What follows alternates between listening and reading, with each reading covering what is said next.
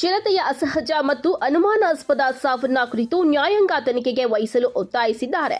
ತಿಪಟೂರು ಪ್ರಾದೇಶಿಕ ಅರಣ್ಯ ಇಲಾಖೆ, ತಿಪಟೂರು ಮತ್ತು ಸಹಾಯಕ ಅರಣ್ಯ ಸಂರಕ್ಷಣಾಧಿಕಾರಿಗಳು ತಿಪಟೂರು ಉಪವಿಭಾಗ ವ್ಯಾಪ್ತಿಯಲ್ಲಿ ಚಿರತೆ ಬಂಧಿಸಲು ಬೋನನ್ನ ಕಳೆದ ದಿನಗಳ ಹಿಂದೆ ಅರಣ್ಯ ಇಲಾಖೆಯವರು ಇಟ್ಟಿರುತ್ತಾರೆ.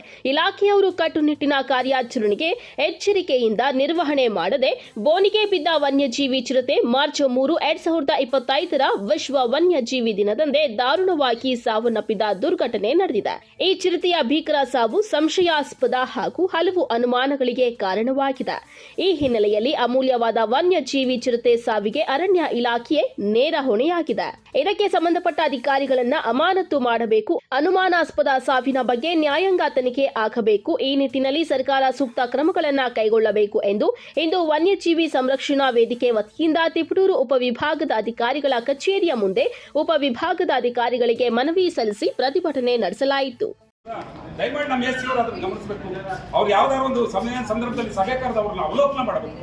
ಅವರ ಕಾರ್ಯಕ್ರಮದ ಪ್ರಗತಿ ಪರಿಶೀಲನೆಯನ್ನ ಮಾಡಬೇಕು ಅಂತ ಈ ಸಂದರ್ಭದಲ್ಲಿ ಅವ್ರು ನಾನು ಮನವಿಯನ್ನು ಕೂಡ ಮಾಡ್ತಾ ಇದ್ದೀನಿ. ಹಂಗಾಗಿ ವನ್ಯಜೀವಿಗಳು ಮತ್ತು ರೈತರ ನಡುವಿನ ಸಂಘರ್ಷ ಅದು ನಿರಂತರವಾಗಿದೆ. ಅದು ಆದಿಮಾನವನ ಕಾಲದಿಂದ ಹಿಡಿದು ಆಧುನಿಕ ಮಾನವನ ಕಾಲದವರೆಗೂ ಇರದೆ ಮುಂದುವರಿಯುತ್ತೆ. ಹಂಗಂತ ವನ್ಯಜೀವಿಯ ಯಾವುದೇ ಜೀವ ವೈವಿಧ್ಯತೆಯ ಸರಪಳಿಯನ್ನು ಕಳ್ಕೊಂಡು ಮನುಷ್ಯ ಬದುಕಕ್ಕಾಗಲ್ಲ ಈ ಜಗತ್ತಿನಲ್ಲಿ. ಈ ದೇಶದ ಪ್ರಧಾನಿಗಳು ಹೊರದೇಶದಿಂದ 4 ಚಿರತೆಗಳನ್ನು ತಂದ್ರು, ಏನಾದ್ರು ಮಾಡಿ ಅದನ್ನ ಸಂರಕ್ಷಣೆ ಮಾಡಿಸಬೇಕು ಅಂತ. ಅವನ್ನ ಉಳಿಸ್ಕೊಳಕ್ ಆಗ್ಲಿಲ್ಲ. ಮೊನ್ನೆ ಈ ದೇಶದ ಪ್ರಧಾನಿಗಳು ಎಷ್ಟು ದೊಡ್ಡ ಜವಾಬ್ದಾರಿ ಇರುತ್ತೆ ಅವ್ರಿಗೆ. ಅವರು ವನ್ಯಜೀವಿಗಳ ಜೊತೆ ಒಂದಿನ ಕಾಲಹರಣವನ್ನು ಮಾಡುವುದರ ಮೂಲಕ ವನ್ಯಜೀವಿಯ ಬಗ್ಗೆ ಒಂದು ವಿಶೇಷವಾಗಿರ್ತಕ್ಕಂಥ ಗಮನವನ್ನು, ರಾಷ್ಟ್ರದ ಗಮನವನ್ನು ಸೆಳೆದರು. ಆದ್ರೆ ವನ್ಯಜೀವಿ ಸತ್ತು 1 ವಾರ ಆದ್ರೂ ತಿಪಟೂರಿನಾಗಿರುವಂತ ಅಧಿಕಾರಿಗಳು ಒಂದು ಎಸಳು ಮಾಹಿತಿಯನ್ನು ಕೊಡಲಾರ್ದಂತ ಹೀನಾಯ ಸ್ಥಿತಿಗೆ ಬಂದವ್ರು. ಅಂತಂದ್ರೆ ಇವ್ರೇನ್ ಕಾಂಟ್ರಾಕ್ಟರ್ ಕೆಲಸ ಮಾಡಕ್ ಬಂದವ್ರ, ಅರಣ್ಯ ಮತ್ತು ಪರಿಸರ ಇಲಾಖೆಯ ಕೆಲಸ ಮಾಡಕ್ ಬಂದವ್ರ, ಏನು ಅಂತ ನಾವು ತಿಳ್ಕೋಬೇಕು.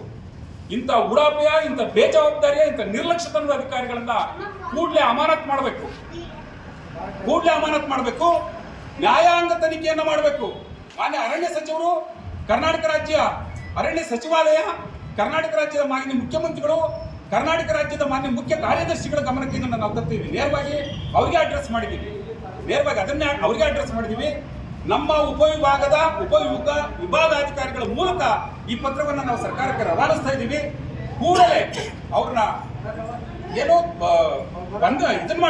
ಸಸ್ಪೆಂಡ್ ಮಾಡಿ, ಅಮಾನತ್ ಮಾಡಿ, ಈ ಚಿರತೆಯ ತನಿಖೆ ವಿಶೇಷವಾಗಿ ನಡೆದು ನ್ಯಾಯಾಂಗ ತನಿಖೆ ಆಗೋವರೆಗೂ ಕೂಡ ಅವ್ರನ್ನ ಅಮಾನತ್ನಲ್ಲಿ ಇರಬೇಕು.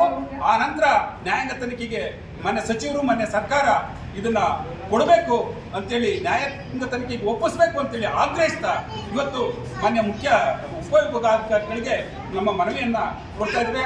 ಮನವಿಯನ್ನ ಶ್ರೀಕಾಂತ್ ಅವರು ಬೇಗ ವರದಿ ಕೊಡಬೇಕು ಅಂತ ನಾವು ಕೂಡ ನಮ್ಮ ಕಡೆಯಿಂದ ಡಿಸಿ ಮೇಡಮ್ ಮುಖಾಂತರ ಇನ್ನಷ್ಟು ಡಿಸಿಎಫ್ ಮೇಡಮ್ ಅವರು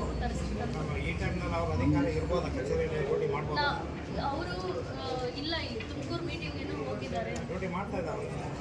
RFO ಅವರು ಮೀಟಿಂಗ್ ಮಾಡಿದ್ದಾರೆ. ತನಿಖೆ ಸಂದರ್ಭದಲ್ಲಿ ಅಧಿಕಾರಿ ಇಲಾಖೆಯಲ್ಲಿ ಕರ್ತವ್ಯ ಮಾಡ್ಬೋದು. ಆಕ್ಚುಲಿ ಅವ್ರ ಮೇಲೆ ಡೈರೆಕ್ಟ್ ಡೆಲಿಗೇಷನ್ ಇದ್ದಾಗ ಅವ್ರನ್ನ ಹೊರಗಡೆ ಇಲ್ಲ ಮಾಡಾಗಿಲ್ಲ. ನಮ್ಮ ತನಿಖಾಧಿಕಾರಿ ಯಾರು? ತನಿಖಾಧಿಕಾರಿ ಬಗ್ಗೆ ನಾನು ತಿಳಿದು ಹೇಳ್ತೀನಿ. ಯಾರನ್ನ ತನಿಖಾಧಿಕಾರಿಗಳಾಗಿ ನೇಮಕ ಮಾಡಿದ್ದಾರೆ? ಅದು ಒಂದು ತಮಗೆ ಸಂಜೆ ಒಳಗೆ ನಾವು ಮಾಹಿತಿ ಕೊಡ್ತೀವಿ. ಯಾರು ಏನು, ಅದಕ್ಕೇನು ಸಪ್ರೇಟ್ ಕಮಿಟಿ ಮಾಡಿದಾರಾ ಏನು ಅನ್ನೋದ್ರ ಬಗ್ಗೆ ನಾವು DCF ಮೇಡಮಿಂದ ಮಾಹಿತಿ ಪಡೆದು ಸಂಜೆ ಒಳಗೆ ತಮಗೆ ಮಾಹಿತಿ ಕೊಡ್ತೀವಿ. ಅರಣ್ಯ ಇಲಾಖೆಯಲ್ಲಿ ಮೇಡಮ್ ಯಾವ